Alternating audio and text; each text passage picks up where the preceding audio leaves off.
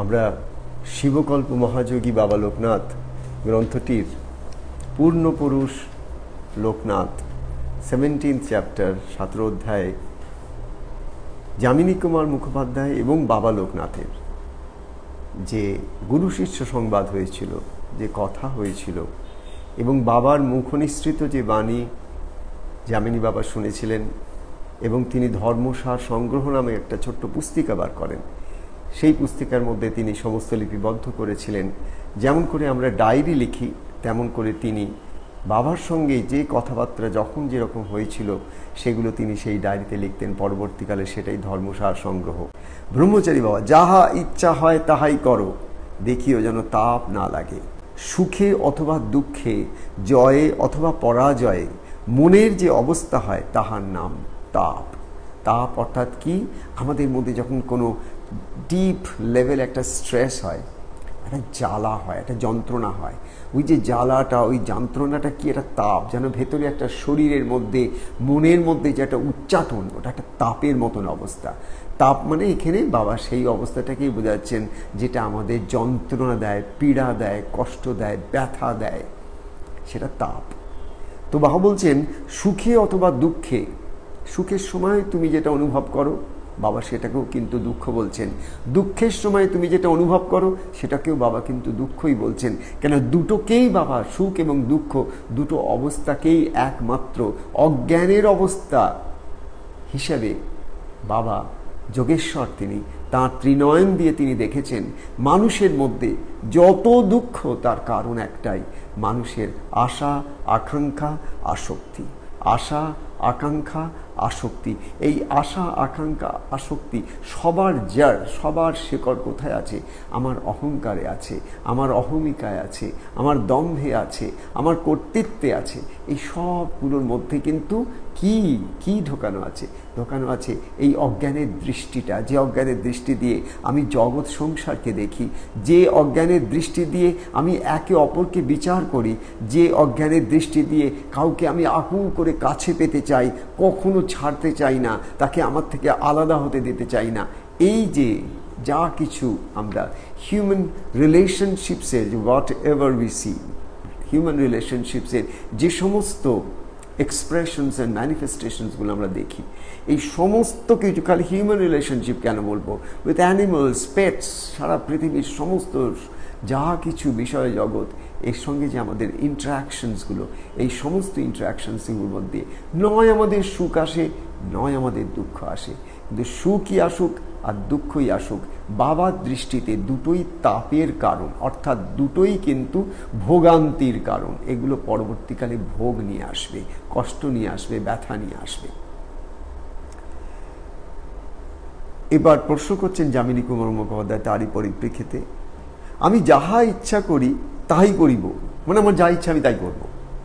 এই কথা যদি সত্য হয় তাহলে আমি চুরি ও পরদার প্রভৃতি উৎকট পাপ কার্য তো আমি করতে পারি। মানে আপনি যদি আমাকে বলছেন যে তুমি যা খুশি তাই করতে পারো, তাহলে যামিনী বাবা বলছেন আরে তো অদ্ভুত কথা বলছো বাবা তুমি, আমি যা খুশি তাই করতে পারি, তাহলে তো আমি চুরি, মিথ্যা কথা, পাপ কাজ যা কিছু আছে সব করতে পারি, তাহলে কি সেটা আমি করতে পারি? এবার বাবার উত্তরটা শোনো, তুমি তাহা করিতে পারো না। বাবা বলছেন তুমি তাহা করিতে পারো না, করিতে চেষ্টা করিয়া দেখিও, করিতে চেষ্টা করিয়া দেখিও, তুমি তাহা করিতে পারিবে না। কি সুন্দর কথা! জীব যতই শ্রেষ্ঠতা লাভ করে, জীব যতই শ্রেষ্ঠতা লাভ করে, ততই সমাজে যাহাকে নিকৃষ্ট কার্য বলে সে সকল কার্য সে আর করিতে পারে না। জীব যতই শ্রেষ্ঠতা লাভ করে, মানে জীব মানে মানুষ, জীবাত্মা যেটাকে আমরা বলি, সেই জীবাত্মা রূপী মানুষ যত শ্রেষ্ঠতা লাভ করে, মানে যত তার চেতনার একটা উত্তরণ ঘটে, অর্থাৎ এই যে জীবনের পথে চলতে চলতে চলতে সে কত রকম ঘাত প্রতিঘাতের মধ্যে দিয়ে কত কিছু শিক্ষা লাভ করে, souls get enriched। বাবা পরিষ্কার বলছে, যামিনী কুমার মুখোপাধ্যায়ের প্রশ্ন কি ছিল? আচ্ছা বাবা, তাই যদি সত্যি হয়, আমার যা খুশি আমি তাই করতে পারি, তাহলে তো আমি পাপ কার্য যা আছে সব করতে পারি, যেগুলো সমস্ত না করা আছে সেগুলো আমি সব করতে পারি। বাবা বলছেন না, তুমি করতে পারো না। তুমি চেষ্টা করো, তুমি করতে পারবে না। কি অপূর্ব কথা! বলছে তুমি চেষ্টা করো পাপ কাজ করার, তুমি পারবে না। বলছেন কাকে? বলছেন যামিনী কুমার মুখোপাধ্যায়কে।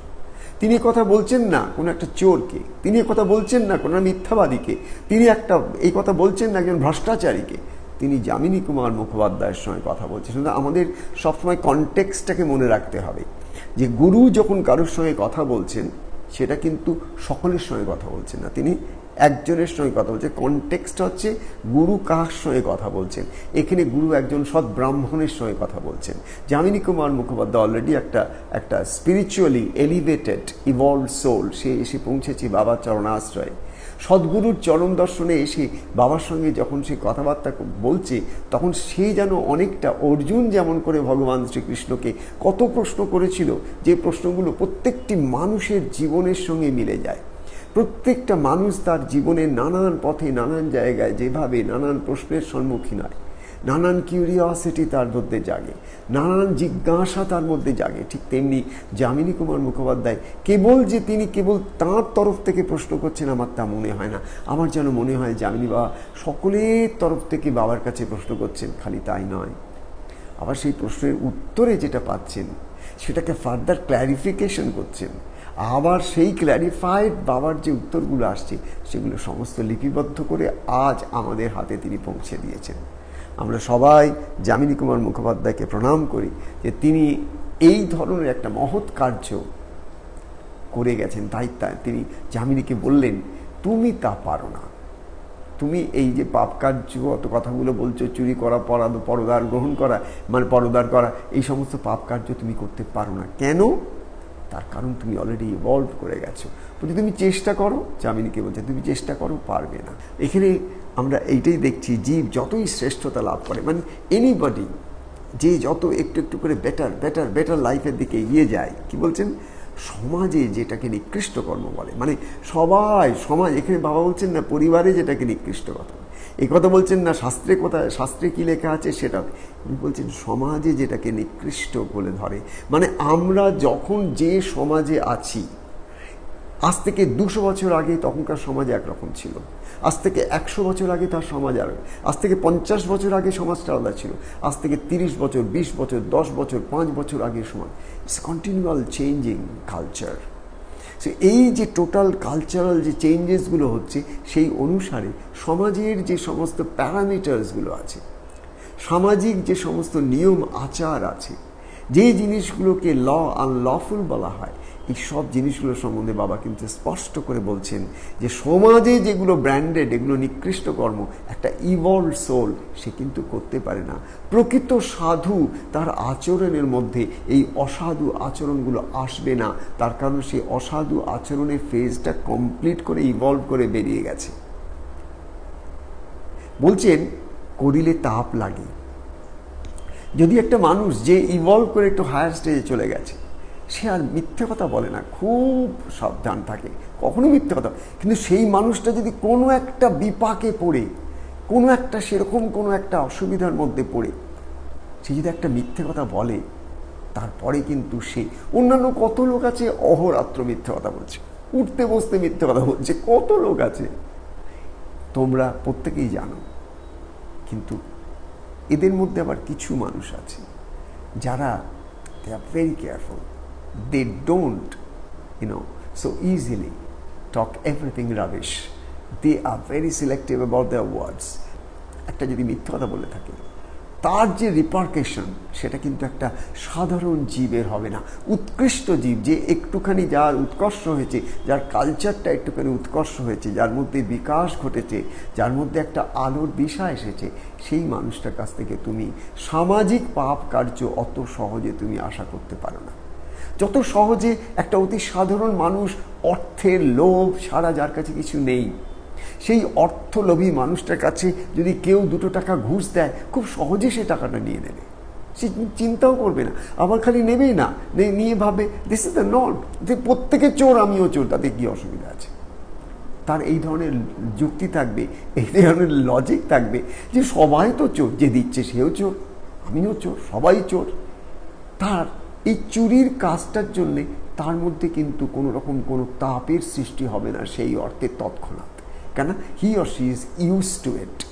কিন্তু যে সমাজের মধ্যে আমাদের অনেক মানুষ আছে যারা উন্নত মানের মানুষ। তাই বাবা বলছেন জীব যতই শ্রেষ্ঠত্ব লাভ করে, মানে একটু একটু করে যত সে ইভলভ করে in the entire states of consciousness, তার চিত্তটা যত নির্মল হয়, যার বুদ্ধি সত্য নির্মল হয়, তার এই সত্য বুদ্ধি, সত্য মন, সত্য শরীর দিয়ে সে অত সহজে কিন্তু পাপ কার্যের দিকে কিন্তু হাত দিতে পারে না। তার কারণ তার ভেতর থেকে কে, সে আর কেউ নয়, তার অন্তরের বিবেক, which we call as conscience। এই জীব যত দিনে দিনে দিনে নিজেকে আরো আরো উন্নত মানের একটা জায়গায় নিয়ে যেতে সক্ষম হয়, তাদের দিকে দৃষ্টি দিয়ে বাবা বলছেন তারা কিন্তু সমাজে যেগুলোকে পাপ কার্য বলা হয়, কারণ এখানে রেফারেন্স হচ্ছে যামিনী কুমার মুখোপাধ্যায়। যামিনী কুমার মুখোপাধ্যায় উৎকৃষ্ট জায়গায় পৌঁছে গেছেন, তাই জন্য তাকে তিনি বলছেন তুমি চেষ্টা করো, তুমি পারবে না। জীবনটা একটা যেন নৌকার উপরে চড়ে যেন একটা ওশানটাকে ক্রস করার মতন। এখানে যদি আমরা গুরুকে যদি আমরা সামনে দেখি, রাডারটা ধরে আছে, holding the radar of the boat, হ্যাঁ, কান্ডারি রূপে তিনি সামনে রয়েছেন। যার কাছে এই জিনিস দেখবে, যার মধ্যে এই ভাবটা দেখবে যে আমার গুরু আমার হৃদয়ের মধ্যে, আমার বুদ্ধির জায়গায় তিনি কান্ডারি হয়ে দাঁড়িয়ে আছেন, ভুল পথে আমাকে তিনি যেতে দেন না। হয়তো আমি ভুল কিছু চিন্তাও করি, মুহূর্তে তিনি আমাকে বলেন এই কি ভাবছিস, কে এই ভেতরে, কে আমার কথা বলে, কে আমাকে বারে বারে ভেতর থেকে হুইসপার করে। This is the Whisper of your conscience, and that's who Guru is, the whisper of your conscience। বিবেকের একটা বাণী হচ্ছেন গুরু। তোমার বিবেক হচ্ছে তোমার হৃদয়ের মধ্যেই। তোমার গুরু যখন মাঝে মধ্যে কথা বলেন, যখন তোমার মনটা তার কথা শোনার মতন তৈরি হয়েছে, তখন তুমি শুনতে পাবে তোমার বুকে বসে তিনি কথা বলেন। বাইরে সবসময় তাকে সশরীরে এসে তোমাকে কিছু বলতে হয় না, তিনি তোমার হৃদয়ে, তিনি তোমার শ্বাসে প্রশ্বাসের সঙ্গে মিলেমিশে তোমার অঙ্গ হয়ে যান, তোমার ভেতরে কথা বলেন, তিনি তোমাকে পথ দেখান। জীব যত শ্রেষ্ঠত্ব লাভ করে সে আর কিন্তু তেমন কাজ করতে পারে না যে কাজে তার তাপ লাগবে। That's very important. বলছেন কেন?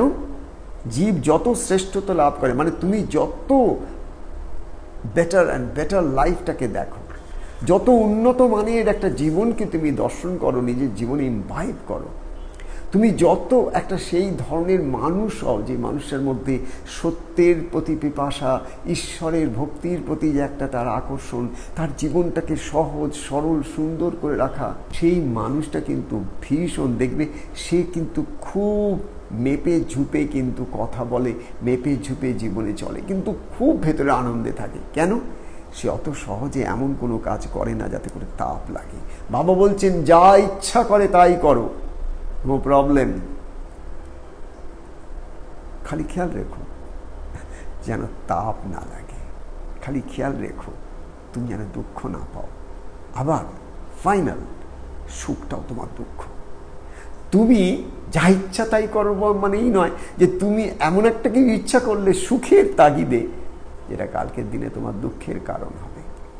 সুখ পেলে কিন্তু কালকের দুঃখ আরো বেশি পেলে কি লাভ হলো?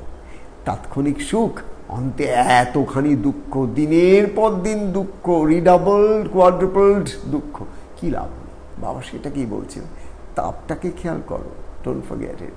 তুমি যা খুশি তাই করো, কিন্তু মনে রাখবে যেন তাপ না লাগে, অর্থাৎ তোমার মধ্যে যেন জ্বালা যন্ত্রণা ব্যথা ছটপটানি এটা যেন না হয়।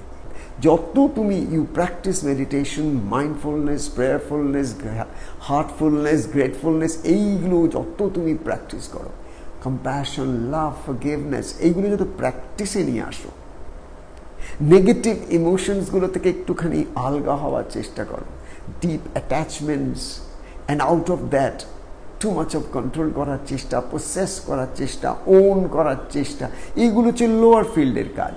এই লোয়ার ফিল্ড থেকে তুমি যত তোমার মনটাকে একটু হায়ার ফিল্ডে নিয়ে যাও, lower vibratory world to higher vibratory ওয়ার্ল্ডে নিয়ে যেতে তুমি একটু একটু করে সক্ষম হও, তখন কি হয়? তখন তুমি আর সেই কাজগুলো করতেই পারো না যে কাজগুলো তোমার একটা দিন তখন কিন্তু তোমার বিবেকে বাঁধেনি, কিন্তু আজ তোমার বিবেকে বাঁধবে। তখন তুমি অত সহজে করেছো সেটা, ভুল ত্রুটি যাই হোক, কারণ তখন তোমার গুরু তোমার মধ্যে তেমনভাবে জাগেননি। কিন্তু যখন তোমার মধ্যে গুরু সেভাবে একবার জেগে যান, তোমার মধ্যে যখন চেতনার জাগরণ ঘটে, তোমার মধ্যে যখন একটা আধ্যাত্মিক জীবনের যে একটা আনন্দ আছে, সেই আনন্দের একটা স্পর্শ আসে, তুমি যখন আলোর দিশা, যেমন ভোরবেলা ভোরের আকাশে, অন্ধকার আকাশের মধ্যে একটু একটু করে ভোরের আলো দেখা যায়, সেই আলো যখন তোমার নিজের চেতনার জগতে একটু একটু করে, কত অন্ধকার দেখেছি, এখন যেন একটু একটু উষার আলো দেখছি, সেই অবস্থাটা তুমি দেখবে শ্রেষ্ঠ মানব কিন্তু ওই উষার আলো দেখতে পায়। তার নিজের জীবনের মধ্যে সে অদ্ভুত পরিবর্তন লক্ষ্য করে, যে আগে একটুতে রিয়াক্ট করতাম, আগে একটুতে পট করে কিছু বলে বসতাম, আগে হঠাৎ হঠাৎ করে রাগ হতো, কি অভিমান, কি আননেসারি ক্ষোভ করতাম, এখন দেখি না, এগুলো কেন, কি পাবো এতে? কমপ্লেন করে করে দেখেছি, কোনো ফল হয় না। অভিযোগের পাহাড়ের ওপর গিয়ে বসে দেখেছি, একমাত্র ব্যথা আর কষ্ট বেদনা কেবল আমার হয়, যার ওপর অভিযোগ সে ফিরেও তাকায় না।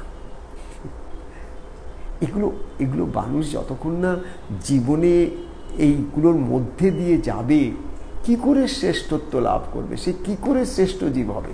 তাকে তো এই লোয়ার ফিল্ডসগুলোকে ক্রস করতে হবে। Don't forget, in order to go to the top of a peak of a mountain, you have to cross valleys. Without valleys, there are no peaks, there are no mountain tops. If there are mountain peaks, one thing you are not able to see, there are valleys after valleys after valleys.